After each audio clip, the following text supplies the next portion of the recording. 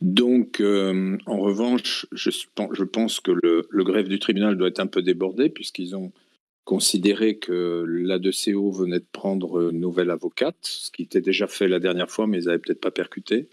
Et c'est pour ça très probablement pour ça qu'ils ont reporté de 2 mois, donc au 15 mars, pour la prochaine audience. En principe, pour laisser le temps à la nouvelle avocate de prendre connaissance du dossier et de déposer des conclusions pertinentes. Donc le 15 mars. Elle n'a toujours pas envie de te rejoindre, quoi. Ils prennent leur avocat contre toi encore? Ils ont, oui, plus ou moins contre moi. Oui, enfin, c'est ainsi que la procédure est organisée. C'est l'A2CO contre Becker-Crowley. Après, je ne sais pas du tout où ils en sont. J'ai aucune info de leur côté. Et voilà. Voilà. Donc là, de ce côté-là, je peux absolument rien dire. Du côté des héritiers non plus. Et concernant Crowley, bon, il n'y a rien de bien nouveau. De toute façon, il tire sur tout ce qui bouge.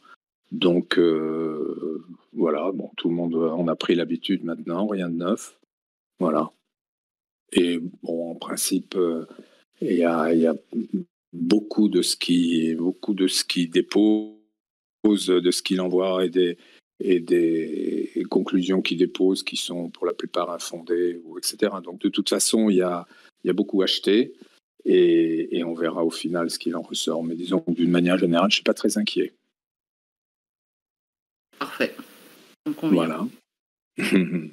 Est-ce que je peux revenir un petit peu sur les échanges que tu as eus avec les chercheurs sur le Discord cette semaine? Moi, je n'ai pas été très disponible. Et il y a tout à l'heure au sujet de... éventuellement, tu aurais invalidé la piste de Niepce sur la photographie. Non, alors, je pense qu'il faut... C'est bien que tu me parles de ça, parce que moi, je n'ai pas... Il faut bien comprendre que je ne connais pas toutes les pistes et toutes les théories qui ont été émises et plus ou moins retenues ou communément admises depuis le début, pour la simple raison que je n'ai connaissance des solutions que depuis très peu de temps et qu'en amont de cette prise de connaissance des solutions, je ne m'étais jamais penché sur les détails de la chasse. Je m'y suis intéressé un petit peu par moment, mais sans me pencher sur les détails. Donc, je n'invalide absolument aucune théorie. Ce que je vois, c'est qu'il y a parmi ce que je peux lire, parce que encore une fois, je reçois beaucoup de messages en privé, et dans tout ce que je peux lire, il est évident qu'il y a des gens qui ont trouvé des choses. Personne n'a tout trouvé, par définition, puisque sinon la contre-marque aurait été trouvée. Mais je ne suis pas en mesure d'invalider, quand tu me dis la piste Niepce, Ouais, ça te parle pas plus que ça. Ça me parle pas plus que ça. Enfin, je comprends pas en quoi je l'ai. Si on m'explique, je peux peut-être te répondre, mais quand on me dit juste ça, je vois pas en quoi je l'aurais invalidé. Je sais pas, c'était peut-être Greg qui disait ça tout à l'heure. Quelqu'un peut... Greg vous a posé une question sur est-ce que des connaissances en photo argentique, je crois, sont nécessaires? Et vous lui avez répondu non. Donc il en a déduit que peut-être c'était une invalidation de l'hypothèse Nicéphore-Niepce. Mais je ne sais pas ce qu'est l'hypothèse Nicéphore-Niepce. Je ne sais pas à quoi elle correspond. S'il s'agit de savoir combien de... Moi, j'en ai fait de la photo argentique. J'ai fait mes tirages photos dans ma chambre noire, etc. S'il s'agit de connaître la nature des bains, le temps pendant lequel on laisse une photo et puis toutes les petites manips qu'on peut faire pour faire de l'argentique, je dis que ça ne sert à rien dans le jeu. Après, la piste Niepce, moi, ça ne me parle pas. Ouais, c'est un décryptage qu'il y a en 500, il me semble. Oui, mais un décryptage qui conduit à un lieu, enfin, de ce que j'ai compris, les décryptages, ils ne conduisent pas tellement à des personnages, ils conduisent plutôt à des lieux, non? C'est pas ça? Alors, je ne sais pas s'il y a un chercheur qui peut valider, m'expliquer la piste Niepce, mais il me semble que c'est un autre décryptage de Carignan. Pas du tout. Ah, de la 600. Ah bon, d'accord. C'est le navire noir perché. Ah oui, c'est ça. Donc ça conduit bien à un lieu, on est bien d'accord. Disons que le décryptage nous donne Niepce, après ce qu'on en fait. Ah d'accord, mais Niepce. Ok. Bonjour, Fred. On est enregistré. Ah oui, d'accord, oui, très bien. Oui, ok, la piste Niepce, Nicéphore Niepce, je sais pas, c'est Chalon-sur-Saône, je sais pas quoi. Bon, ok, j'ai pas validé ça, j'ai rien dit par rapport à ça. Moi, je réponds, on me pose des questions, des connaissances en photographie, je dis non, ça sert à rien. Après, des connaissances en histoire, c'est pas en photographie, c'est à ce moment-là, c'est des connaissances en histoire. Qu'a découvert Nicéphore Niepce, où habitait-il, est-ce que ça implique un lieu? Bon, bah ça, j'ai pas de réponse à apporter à ça. Et le problème, c'est que les questions que je reçois, la plupart du temps, sont pleines de grosses astuces. Si je vous dis un pot de fleurs dans lequel pousse une plante qui penche à l'ouest, est-ce que ça vous évoque quelque chose? Enfin, c'est ce genre de truc-là. C'est tellement alambiqué comme question que je vois que mes réponses sont alambiquées, enfin, sont décortiquées de la même manière, alors que moi, je fais des réponses beaucoup plus directes. Des connaissances en photo, non, il n'y en a pas besoin. Voilà. Après, Nicéphore Niepce, c'est pas des connaissances en photo, pour moi. Pour préciser, Michel, la piste Niepce, ce qu'on peut trouver, par exemple, avec ça, c'est que dans la première photo qu'il a réalisée, ça utilisait le bitume de Judée. Et ça pourrait aller avec l'Arche de Noé qui était recouverte de bitume de Judée et qui pourrait correspondre au navire noir perché. Voilà, si tu connaissais pas cette piste, voilà. Non, je la connaissais pas. Non, le bitume de Judée, moi, je m'en suis servi pour patiner un certain nombre de choses en bois, dont le petit personnage articulé que j'utilisais pour faire des études d'anatomie. Mais c'est tout. Non, ça, pour moi, tout ça n'a pas d'écho. Alors, j'entends bien là quand on me dit, quand vous m'expliquez le lien entre effectivement le bitume de Judée, etc., et l'Arche de Noé, je comprends le lien, mais moi, j'ai pas du tout invalidé ça. Je suis pas allé jusque là. Hein. Non, bien sûr. Hein, et je peux pas. En fait, quand on me pose une question comme ça, je peux pas aller jusque là. Ça voudrait dire, et je tiens à être très clair là-dessus. Ça voudrait dire que j'aurais la connaissance qu'avait Max de toutes les questions et réponses qu'il a pu faire. D'ailleurs, lui-même se plantait de temps en temps en disant je ne me rappelle plus, je l'ai vu dans les manies. Ah bon, j'avais dit ça. Ah bon, moi je me rappelais pas. Mais alors moi encore moins que lui, quoi. Je veux dire, je n'ai pas cette connaissance de toutes les questions-réponses et de tout ce que ça a pu générer comme idée, comme piste ou comme hypothèse. Donc, si des questions doivent m'être posées, il faut qu'elles soient en rapport avec ce que je peux être censé connaître ou ce à quoi je suis censé pouvoir répondre. Après, toutes les finesses de la chasse, moi, mon intention n'est pas d'y rentrer. Je ne veux pas prendre la place de Max, je l'ai dit, je l'ai écrit, et je ne veux pas prendre la suite de Max non plus. Donc, je peux pas rentrer dans ce genre de débat parce que je n'en ai pas la compétence, je n'ai pas l'historique et je n'ai pas la volonté encore une fois, de prendre la suite. Ça me paraît clair, mais tout à l'heure, effectivement, ils m'ont mis le doute là avec moi, j'avais compris comme ça. Merci, Michel. Non, mais de rien. Non, cela dit, bon, voilà, il y a tout un passé sur ces énigmes. Il y a beaucoup de théories. Je pense qu'il y en a suffisamment. Je doute que beaucoup de nouvelles théories apparaissent, ou alors ça va devenir encore plus compliqué. Mais au milieu de ces théories-là, mon rôle n'est pas de faire le tri. Moi, je suis beaucoup plus là et j'ai essayé de le faire, pour essayer de vous donner comment dirais-je, un petit peu plus des lignes de conduite, la manière d'approcher plutôt que les thèmes eux-mêmes. Je pense d'une manière générale qu'il y a une habitude à complexifier les choses qui est flagrante depuis très longtemps dans cette chasse. Et c'est peut-être pas la meilleure des choses, mais ça, je l'ai dit, je l'ai écrit, et voilà. Et sur les questions, encore une fois, c'est pas la peine de me poser des questions comme ça avec des astuces au premier, au deuxième ou au troisième degré, parce que je peux pas capter et il faut pas déduire de mes réponses que je peux répondre de la même manière au premier, deuxième ou troisième degré. C'est impossible. Moi, je réponds au premier degré toujours. Ou alors je réponds avec une boutade, ce qui est autre chose, mais voilà. Et Max disait la même chose, qui répondait au premier degré également. Hein. Oui, je le crois. Enfin, en tout cas, dans bon nombre de ces réponses que j'ai pu voir, je confirme que c'était du premier degré. Ouais. Bonjour, je me permets juste une remarque. Je ne sais pas s'il a déjà été fait, je viens d'arriver. En fait, je je pense que d'après ce que vous venez de dire, ça va faire grincer beaucoup de dents parce que la photographie, c'est une piste partagée par pas mal de gens.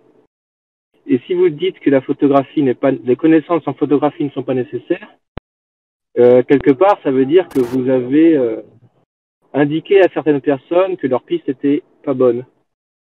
Et donc, bon, c'est juste une remarque, hein. C'est pas ma piste, donc pour moi, ça ne m'impacte pas, mais voilà, c'était quelque chose qui risque de faire grincer des dents.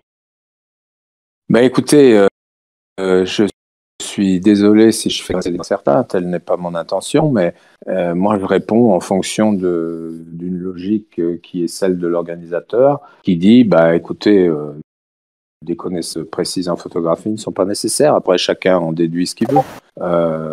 Moi, je peux pas. Parce que, encore une fois, vous me dites ça, mais on m'a parlé tout à l'heure de bitume de Judée. Ok, on aboutit, on part de Nicéphore-Niepce, on arrive à l'Arche de Noé. Bon, et après l'Arche de Noé, ça me paraît pas être un lieu très précis. Donc, après, on va où avec l'Arche de Noé?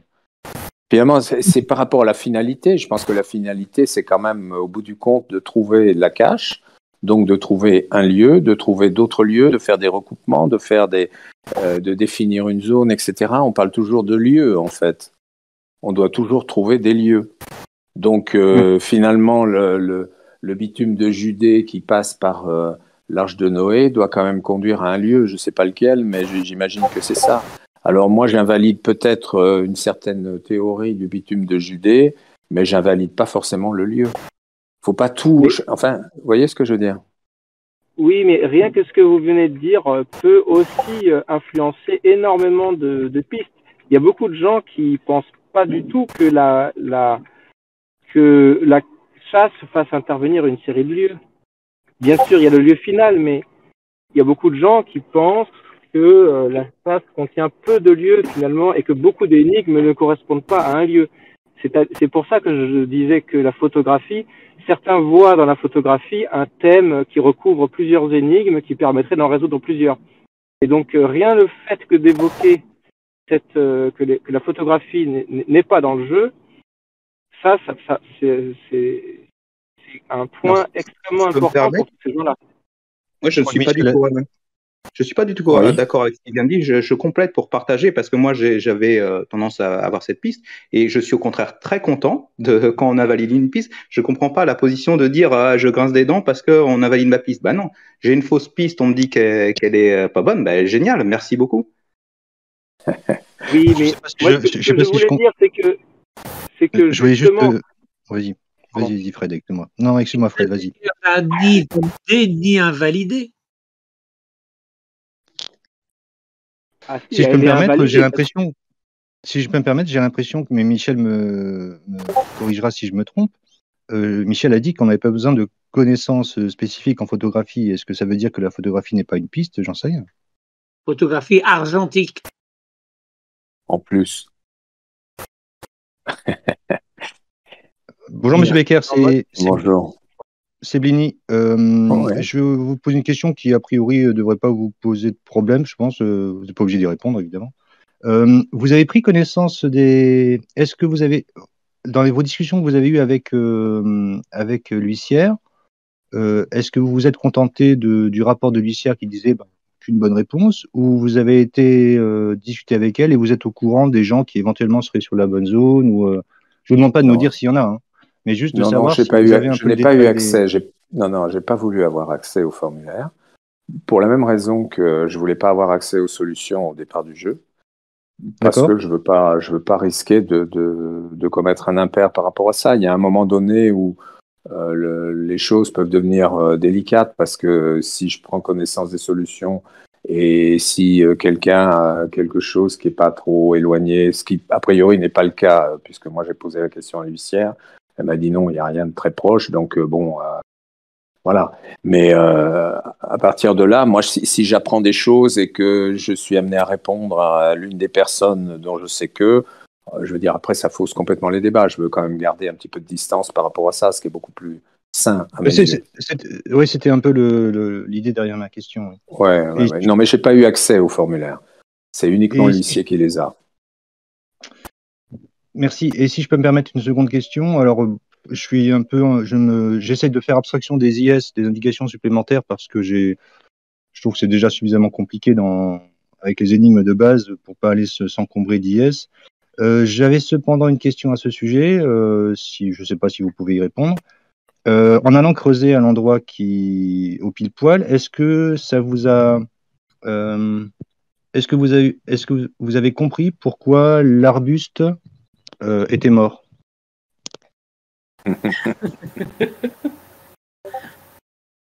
Je vais vous faire une vraie réponse. L'arbuste, il est mort parce que si vous essayez de planter un arbuste comme il a dû essayer de le faire, c'est sûr qu'il va crever. On ne plante pas un arbuste comme ça, où que ce soit en France.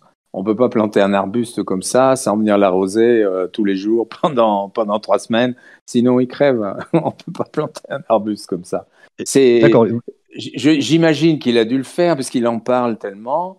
Mais il est tout à fait possible aussi qu'il ait inventé ça. Enfin, ou peut-être que, moi j'ai imaginé un autre scénario, peut-être que Dracula est venu lever la patte dessus et que ça a fait crever l'arbuste. Vous le savez, le chien. Oui, mais le chien, oui, le chien Dracula. Non, ça veut dire que c'est peut-être une fable, j'en sais rien. Je n'en sais rien. Mais sincèrement, planter un arbuste dans la nature, il faut l'arroser, sinon il ne peut pas le planter, ça ne sert à rien. Bah, j'imagine bien qu'il ne s'est peut-être pas emmerdé à planter un arbuste, mais le fait qu'il ait indiqué que l'arbuste était mort, je me suis demandé si c'était une indication. Non. Non, l'arbuste est mort, ça veut dire si vous allez sur votre spot, cherchez pas un arbuste, il est mort. Parce qu'on peut raconter des coups, mais au bout d'un moment, il ne faut pas non plus trop induire les gens en erreur. Donc s'il dit j'ai planté un arbuste, vous arrivez quelque part où il n'y a pas d'arbuste, bon, alors peut-être qu'à un moment il s'est dit vaut mieux que je dise qu'il est mort. Je ne sais pas, hein, j'improvise complètement, mais bon. Oui, c'est pas la réponse que je tendais, mais je vous remercie. Non, mais écoutez, franchement, je vous l'ai dit clairement, l'histoire d'arbuste, pour moi, elle est à mettre au même niveau que l'histoire du chien Dracula, quoi. Bon, non, je me demandais en fait, pour être plus clair, je me demandais simplement si ça pouvait pas être une indication sur le fait que ça puisse être en plein sur un chemin, par exemple. Et donc, étant un chemin de passage, un arbuste n'aurait pas résisté, c'est tout. Non. Non, okay. Vous démontrez à quel point il y a besoin de... C'est pour ça que je dis souvent, mettez-vous un peu dans la peau de Max. C'était un type comme vous et moi, Max. Hein. C'était pas un génie de la chasse au trésor, c'était pas un génie des tout ça. C'est la première fois qu'il le faisait. Et ensuite, quand il a commencé à animer le jeu, il n'avait jamais fait ça de sa vie non plus. Il n'avait jamais fait une animation sur Minitel. C'était pas un spécialiste de la gestion des échanges sur Minitel. Il l'a fait comme il a pu. Il a répondu certainement beaucoup plus à l'aise au début, puis petit à petit moins à l'aise parce que les questions se multipliant, il fallait quand même trouver des réponses sans jamais trahir le jeu. Et puis, je pense que de temps en temps, il a inventé 2-3 trucs. Moi, c'est ma sensation, telle que l'arbuste, par exemple. Pourquoi pas, mais voilà, bon. Non, mais je comprends bien. Et puis, toute la difficulté réside effectivement dans les travers qu'on a de surinterpréter systématiquement. Oui, moi, je le pense. En plus, imaginez, si vous voulez faire preuve de logique, imaginez que l'arbuste n'est pas crevé. Il aurait poussé. Aujourd'hui, il ferait peut-être 5-6 mètres de haut, j'en sais rien. Il aurait de foutues racines, c'est peut-être pas ce qu'il aurait choisi de faire pour simplifier la découverte de la cache, quoi. Vous voyez ce que je veux dire? C'est un peu antinomique de dire, voilà. Oui, j'entends bien, mais je me disais que ça pouvait être aussi une indication sur la tête du pile-poil, que ce soit en plein milieu d'un chemin de passage ou un truc comme ça. Écoutez, si je puis me permettre de vous donner un conseil, faites gicler l'arbre de vos pensées, ça va aller beaucoup. L'arbuste de vos pensées, ça va aller beaucoup mieux. Entendu, merci. Je reviens un instant. Juste un instant. Oui, juste un instant. Je voudrais revenir sur ce qu'on a dit auparavant sur les histoires de lieux. Ça va trop vite. Vous répondez tous et vous tranchez tous trop vite. Quand vous dites, par exemple, quand on me répond, bah oui, mais il y a des gens qui pensent que ce sont des lieux et d'autres pas. Mais moi, je vous maintiens que la finalité de tout ça, c'est de trouver un lieu et que pour trouver un lieu, il faut s'orienter et que pour s'orienter, il faut des points de repère sur le terrain. Et les points de repère sur le terrain, ce sont des lieux. Donc même si toutes les énigmes ne définissent pas un lieu, et j'ai jamais dit le contraire, la finalité, c'est quand même d'aboutir par ces raisonnements à pointer un certain nombre de lieux sur la carte, et notamment ceux qui vont déterminer la zone. Donc on est quand même toujours sur une finalité de lieu. Voilà, c'était juste la précision que je voulais apporter. Bonjour Monsieur Becker. Quand vous dites un Bonjour. lieu, vous parlez du poisson. Parce que c'est à plus de 100 km des côtes, ça va être... Non, c'était une boutade. Mais oui, mais c'est terrifiant. Mais c'est terrifiant parce que là, on rigole parce qu'on est en vocal et ça réagit instantanément. Mais quand ça passe par l'écrit, il y a celui qui a posé la question qui se marre et il y a ceux qui lisent la question qui disent « Bon Dieu, qu'est-ce qu'il a voulu dire ?» Et ouais, c'est vrai qu'il faut faire gaffe parce que ce genre de questions, moi, j'essaye d'y répondre. De temps en temps, je fais des pirouettes parce que je me dis « Bon, il rigole ». De temps en temps, je me dis « Il y a peut-être un peu de sérieux ». Puis des fois, je pense que ça rigole et on me répond « Non, non, mais… c'est tout à fait sérieux. » Alors je dis mince, j'ai pas bien compris. Voilà, mais méfiez-vous quoi. Non, de toute façon, la distance par rapport aux côtes, elle est réelle. La chouette, je l'avais annoncé il y a très très longtemps, n'est pas à moins de 80 km des côtes. Et je sais qu'après, Max a rectifié en disant 100 km. Alors on en reste sur les 100 km. Il y a ceux qui ont demandé 101, 102, 103. Restons sur les 100 km. Elle est effectivement à plus de 100 km des côtes. Voilà. J'ai une vraie question. Comment vous auriez appelé ce que nous on appelle les fausses pistes, ce que Max Régis Hauser appelait les fausses pistes? Vous auriez donné un nom différent? Mon intime conviction, c'est que je l'ai dit et je le redis, et c'est bien qu'on puisse le faire en vocal. Mon intime conviction, c'est que au moment de la conception de la chasse, il y a certainement des éléments où Max a pu se dire bon, bah là, à tous les coups, ils vont penser ils risquent de se gourer. Mais quand on parle de pistes, alors là, je dis c'est des pièges. Mais quand on parle de pistes, ça veut dire des pistes qui seraient construites sur un certain nombre d'énigmes, finalement. Si j'ai bien compris, c'est-à-dire qu'ils partiraient, on part d'un point, on va sur un autre, on trouve toujours quelque chose, mais c'est pas le bon. Ça, il a jamais prémédité ça. Et ça a été fabriqué pratiquement dès le départ du jeu. Et j'y reviens bien volontiers parce que c'est un sujet qui demeure très important pour tous ceux qui font un peu l'analyse de cette chasse, notamment des gens qui font un peu d'analyse psychologique ou sociologique autour de la chasse. Et en fait, le problème qui s'est révélé très vite pour Max Valentin, c'est qu'il n'attendait pas, en termes d'illustration, ce que moi j'ai produit pour les visuels. Et il a très vite été assailli de questions qui portaient sur les visuels. Au début, je fournissais des réponses puisque j'avais un petit peu accès au 3615 Mania, ça a duré quelques mois. Et après, je n'avais plus accès au 3615 Max Val. Et à partir de là, il a répondu lui-même sur beaucoup de questions sur les visuels. Et quand on lit les solutions du Trésor d'Orval, il a écrit en toutes lettres que mes visuels avaient, je le cite, parasité ces énigmes. Ce qui, selon moi, n'est pas un terme adapté. Mais bon, lui, il l'a traduit comme ça.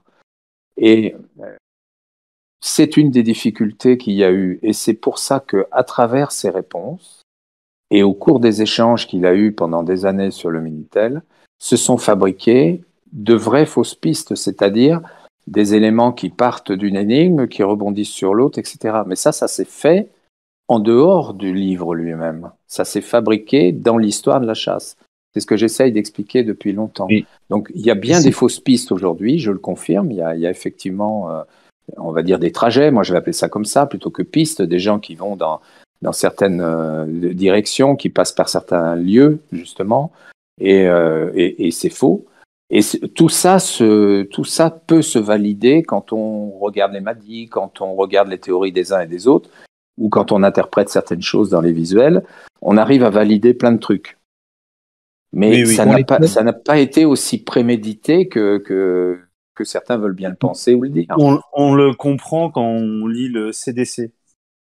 Oui, bien sûr. Bien sûr. On le comprend. On sait ce qu'il vous a demandé en fin de compte. Vous avez rajouté votre patte derrière. Exactement. Et voilà, ça a créé des coïncidences et puis ça a été surinterprété. J'ai vu des trucs de dingue, hein, des inclinaisons d'herbe, calculer l'inclinaison de l'herbe, enfin voilà. De toute façon, il y en a un qui peut faire école en l'espèce parce que j'ai pas beaucoup vu plus compliqué. Un qui dit pourquoi faire simple quand on peut faire compliqué, c'est Crowley, quoi. Vous regardez les croquis d'Yvon Crowley, vous voyez jusqu'où on peut dériver, c'est pas peu dire, quoi. C'est hallucinant, enfin c'est hallucinant, quoi. Et pour les pièges, il s'est fortement inspiré de Masquerade.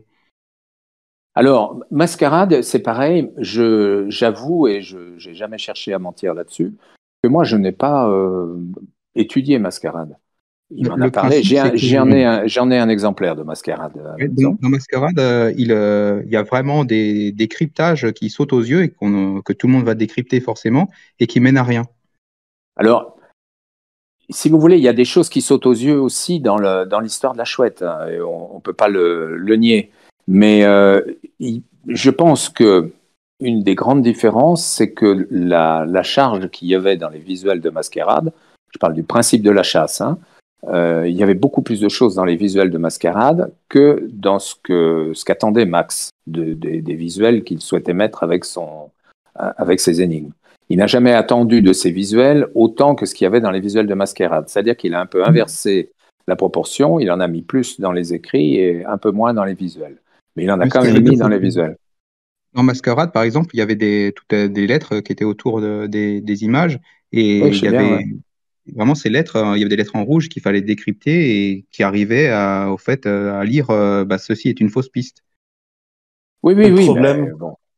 C'est le problème de la chouette d'or, c'est que c'est jamais, enfin, ça aboutit à rien, mais on n'a jamais la certitude que c'est des fausses pistes. Ça, autant dans Masquerade, c'était écrit, ceci est une fausse piste, mais imaginons que le navire noir perché, en fait, c'est un décryptage, c'est un piège, donc on n'a pas décrypté de la façon navire noir perché, là, c'est pas écrit, alors que dans Masquerade, c'était écrit. Masquerade a duré beaucoup moins longtemps que la chouette d'or. Ça a tourné à la mascarade. Oui, on peut le dire, parce que ça s'est fini par une malencontreuse confidence sur l'oreiller, mais ce qu'il faut comprendre dans l'histoire de la chouette, on peut faire un comparatif entre la chouette d'or et Masquerade au niveau de l'élaboration du jeu, mais pas au niveau de son déroulé. L'histoire de la chouette d'or, elle est complètement unique jusqu'à présent. Elle est complètement unique. Même si on a aux États-Unis The Secret qui dure depuis plus longtemps que la chouette d'or, c'est une chasse qui est plus ou moins disons plus ou moins vouée à ne jamais se terminer, puisque les lieux vont avoir changé, probable que tous les petits trésors, enfin tous les petites contremarques enterrées ne seront jamais toutes retrouvées. Et en même temps, il n'y a pas du tout la même folie autour de cette chasse-là. Autour de la chouette d'or, c'est une véritable folie parce qu'il y a eu, et il n'y a pas eu ça pour The Secret, pour la chouette d'or, il y a eu le Minitel. La grande nouveauté, la partie unique de la chouette d'or, c'est le Minitel, c'est-à-dire que le Minitel, c'était ce qu'on fait aujourd'hui, mais à une époque où ça ne se faisait pas du tout. Aujourd'hui, des Discord, il y en a des millions, des forums, des machins, il y en a partout, mais à l'époque du Minitel, il n'y en avait pas tant que ça, et loin de là d'ailleurs, et ça a été quelque chose d'unique. Et en même temps, les esprits qui se sont penchés sur l'histoire de la chouette à l'époque n'avaient pas la connaissance que nous avons, nous, aujourd'hui, de l'effet des réseaux sociaux, de la perversité parfois des réseaux sociaux, de leur impact et de l'usage qu'on peut en faire. Et donc ce Minitel à l'époque a eu un impact colossal sur les chercheurs, et ils ont mouliné énormément, et ça a fabriqué toute une ambiance, tout un climat, tout ce que j'appelle un corpus d'éléments, de théories, d'hypothèses, enfin de tout ce que vous voudrez autour de la chouette. Et aujourd'hui, il est très difficile de s'en détacher parce que finalement, dès que vous tapez chouette d'or sur Internet, tout arrive en vrac et vous ne savez plus où donner de la tête.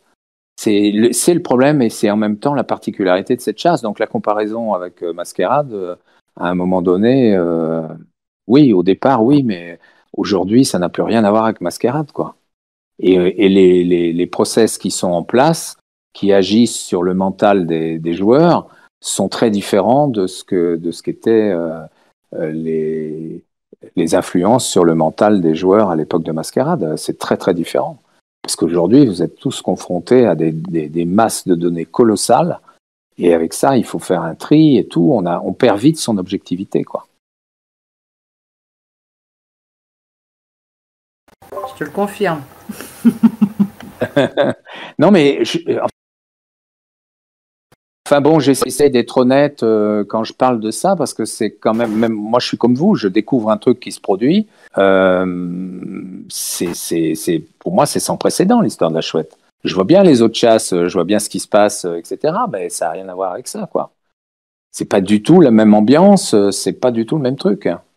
En comparaison. Là, et moi, je suis avec l'entente cordiale, par exemple. L'entente cordiale, c'est d'abord ça démarre, et ensuite l'entente cordiale, on est peut-être davantage dans l'esprit de Masquerade, c'est-à-dire non pas en termes de fausses pistes, mais surtout en termes de contenu. C'est-à-dire qu'il y a beaucoup de choses dans les visuels, beaucoup plus que pour la chouette, par exemple, et en même temps, il y a dans les textes, etc. Donc on est sur quelque chose de plus, je dirais, de plus dense en termes d'indices. Il y a beaucoup plus d'indices dans le coffret d'or. Il y a beaucoup plus de choses à trouver, à recouper, que finalement dans la chouette, où il y en a peu, en fin de compte, et où l'imaginaire ou bien les déductions des joueurs vont faire le reste. Vous qui avez eu accès maintenant aux solutions, est-ce que vous avez réussi à faire un vrai distinguo entre la super solution et qui permet d'avoir le pile poil normalement, et la méga astuce qui est-ce que vous avez vu la méga astuce qui permet d'éviter justement les fausses pistes? Ça vous parle ou pas? Moi, la notion de méga astuce, c'est la notion de super solution. J'en ai parlé très longtemps en comparant ça avec un effet contrepoids. Bon, j'avais pris l'image d'un guide de haute montagne, j'y reviens pas, mais ce sont deux éléments qui se complètent et qui en même temps, c'était l'image que j'avais donnée, s'équilibrent pour permettre la compréhension et l'accès à la super solution. Après, dire que la méga astuce, elle va intervenir à tous les niveaux, la méga astuce, c'est pas une martingale, hein, c'est pas un truc il n'y a pas une méga astuce à trouver qui va vous permettre de dire, jusque-là, j'arrivais pas à passer de telle à telle énigme, maintenant, grâce à la méga astuce, paf, paf, ça va tout seul. C'est pas du tout ça, hein, la méga astuce. La méga astuce, c'est une notion qui se retrouve à plusieurs reprises au travers du jeu et qui a son utilité, mais c'est pas pas un sésame qui permet de passer d'une solution à l'autre à coup sûr. Mais elle permet de faire le tri. Qu'est-ce que vous appelez le tri? Le tri de quoi? Entre les pistes, entre les ceux? Oui, expliquez-vous. Disons que si on est sur une fausse piste, on peut s'en apercevoir grâce à la méga astuce. Non. C'est important ce que vous nous dites. Non, mais moi je vous le dis. La méga astuce n'est pas là pour vous dire attention, fausse piste. C'est pas un feu rouge, la méga astuce. Non. La méga astuce, elle vous aide à trouver la bonne piste. C'est pas tout à fait pareil, mais elle vous aide pas à déterminer que la piste est fausse. Non. C'est pour ça qu'il y a des concepts. Moi, avec cette phrase. Non, mais d'accord, mais moi je veux bien, mais mon rôle n'est pas d'entretenir. C'est facile à ce moment-là. Je me retire de ce Discord, je vous laisse chercher, on n'en parle plus. Non, restez. Mon rôle, il est de recentrer le jeu. On ne peut pas considérer qu'un jeu qui dure depuis 29 ans, dans pas longtemps, ne comporte pas un niveau de difficulté ou d'incompréhension quelconque quelque part de la part de certains. C'est pas possible. Ça veut dire qu'à un moment donné, si on veut que ce jeu revive ou continue à vivre, il faut le redynamiser. Le redynamiser, c'est commencer par faire un tout petit peu le ménage. Moi, j'ai voulu le faire d'abord au niveau de la contre-marque parce que ça me paraissait fondamental et je ne le regrette pas. Et maintenant, j'essaye de le faire au niveau de la compréhension de ce qu'il y a à faire dans ce jeu pour essayer de gagner. Je ne peux pas vous laisser dire que la méga astuce, c'est un truc qui va permettre de dire attention, fausse piste. Non, je vous l'ai dit, ce n'est pas un feu rouge qui s'allume quand vous partez du mauvais côté. Certainement pas. Bonjour Michel. Bonjour. Je me rappelle que Max avait dit que la méga astuce, c'était quelque chose qui, si on l'avait, pouvait aider, et que si on l'avait pas, c'était pas forcément crucial, qu'on pouvait comme y arriver, qu'on allait juste tourner en rond un peu plus longtemps. Est-ce que ça vous paraît adapté? Oui, ça c'est beaucoup plus proche de ce qu'est la méga astuce, je suis d'accord. Mais qu'encore une fois, méga astuce que je ne parviens pas, comme certains semblent le faire, à détacher totalement du concept de super solution. C'est vraiment ces deux choses qui sont extrêmement liées. D'accord, merci. Mais oui, pour cette dernière remarque sur ce qu'en avait dit Max, là c'est quelque chose qui, pour moi, est beaucoup plus cohérent. Mais quand vous me dites la méga astuce permet d'éviter fausses pistes, non, certainement pas. Mais est-ce que Max, dans les solutions que vous avez lues, est-ce qu'il parle de la méga astuce? Il indique ce que c'est? Bah, bien sûr. Mais lui, il n'emploie pas ces termes-là. Le terme de méga astuce, il est venu après. Ça fait partie des échanges Minitel, ça. Dans le libellé de la solution qui était antérieure, évidemment, par définition, il ne parlait pas de ça. Cette notion apparaît, mais pas sous ce terme-là. Enfin, oui, d'accord, ok. La notion existe, si vous voulez.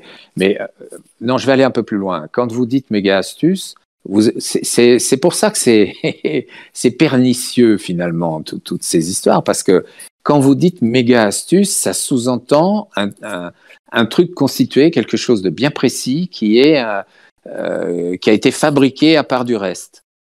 Et en fait, la méga astuce, elle n'a pas été fabriquée comme étant une méga astuce. La méga astuce, c'est un concept qui a été utilisé quelque part dans l'élaboration des énigmes et qui s'avère effectivement jouer ce rôle à plusieurs reprises dans le jeu. Mais la notion même de méga astuce, c'est déjà presque trop, quoi. C'est déjà presque trop. Ça se distingue pas aussi nettement que ça, si vous voulez. Je sais pas si je me fais comprendre, mais très bien. Oui. C'est comme si vous me disiez, j'ai une clé. Au lieu d'une clé de 12, j'ai une clé à molette et elle va s'adapter à tous les écrous que je vais vouloir dévisser. La méga astuce, elle s'adapte pas à tous les écrous, quoi. C'est un truc qui sert à plusieurs reprises, mais voilà, c'est pas le sésame universel. Est-ce que vous diriez que c'est un outil, qu'on peut considérer que c'est un outil? Enfin, vous répondez. J'ai employé il y a quelques instants le terme de notion. C'est une notion qui réapparaît plusieurs fois dans le jeu et qui effectivement s'avère extrêmement plus qu'utile, même indispensable si on veut trouver la bonne solution. C'est indispensable, mais c'est plus une notion qu'un outil. Il est acceptable d'employer le terme d'outil, mais c'est pareil. C'est comme méga astuce, c'est lui donner un petit peu trop de. C'est le personnifier, c'est en faire quelque chose de très précis, alors que c'est d'une notion précise, mais qui n'est pas à proprement parler un outil. Entre notion et outil, est-ce qu'on pourrait dire moyen?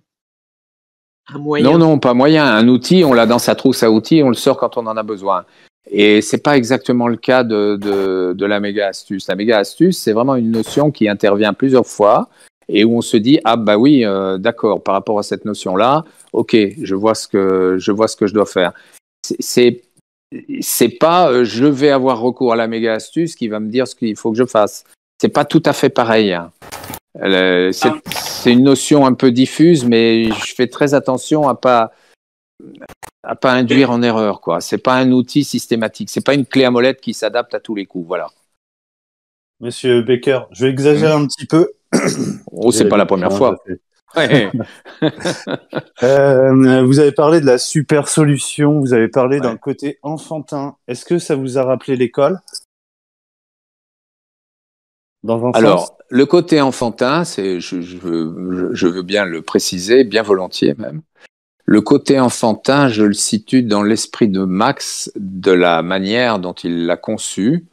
Ça m'a fait sourire parce que effectivement, on est dans l'ambiance de l'île au trésor. On est dans des trucs, voilà, il y a un truc à trouver, il y a un déclic, il y a une grosse astuce, il y a un mec ou deux qui étaient au courant dans l'île au trésor, et puis il y en a un qui claque, et puis les deux claquent, et puis plus personne sait où c'est, quoi. Et il y a un petit côté il y a une petite référence à la grande histoire des chasses au trésor à travers ça, ouais. Voilà, c'est dans ce sens-là où j'ai dit c'est un peu enfantin. Mais c'est pas enfantin au sens élémentaire, j'ai pas dit élémentaire, hein. C'est pas élémentaire à résoudre, c'est enfantin dans la notion que ça qui a conduit à son élaboration. Ok, merci. Moi, je crois avoir trouvé quelque chose. C'est vrai, ça n'est pas que enfantin, hein. Il y a ce côté enfantin, je l'ai dit. Après, il y a vraiment, il y a beaucoup d'ingéniosité là-dedans. C'est vrai que ça, c'est un vocable que je ne renie pas du tout. Et l'ingéniosité n'est pas celle d'enfant, là.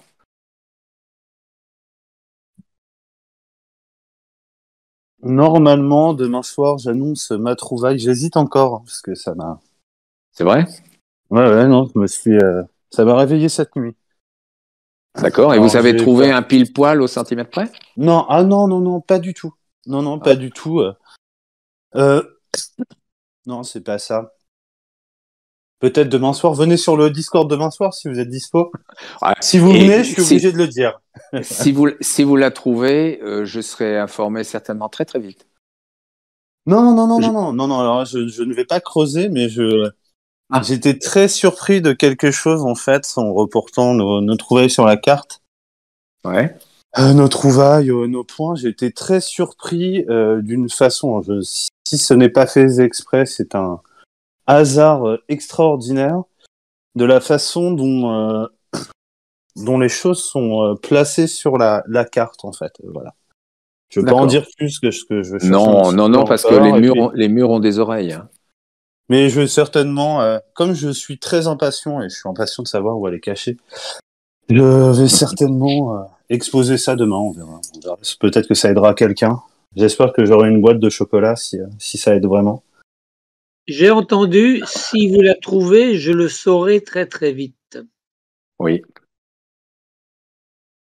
Et vous allez mouliner comme tous les vieux de la vieille et vous allez nous faire une théorie fumeuse. Allez-y, Asfa. Pas du tout. Allez-y, monsieur Sio. Bah, je parie, tiens. Allez, dites-nous la déduction que vous en faites. C'est qu'elle est dans votre salon. C'est sûr que si on vient la chercher, vous allez le savoir très vite. Je vais le savoir très vite, mais Internet est beaucoup plus rapide que n'importe quelle balise et tout ce que vous voulez. Internet, c'est instantané, quoi. Instantané. D'abord, imaginez quelqu'un qui la trouve. Il va faire sa photo. Il va photographier le truc. Il va mitrailler instantanément. Il va mitrailler. Il va être dans un état avec un dosage d'adrénaline à peine supportable. Il va falloir que ça sorte. Ça va sortir très très vite. Donc je serai informé très très vite. C'est ça que je voulais dire. Dans les 3 minutes, votre téléphone sonne.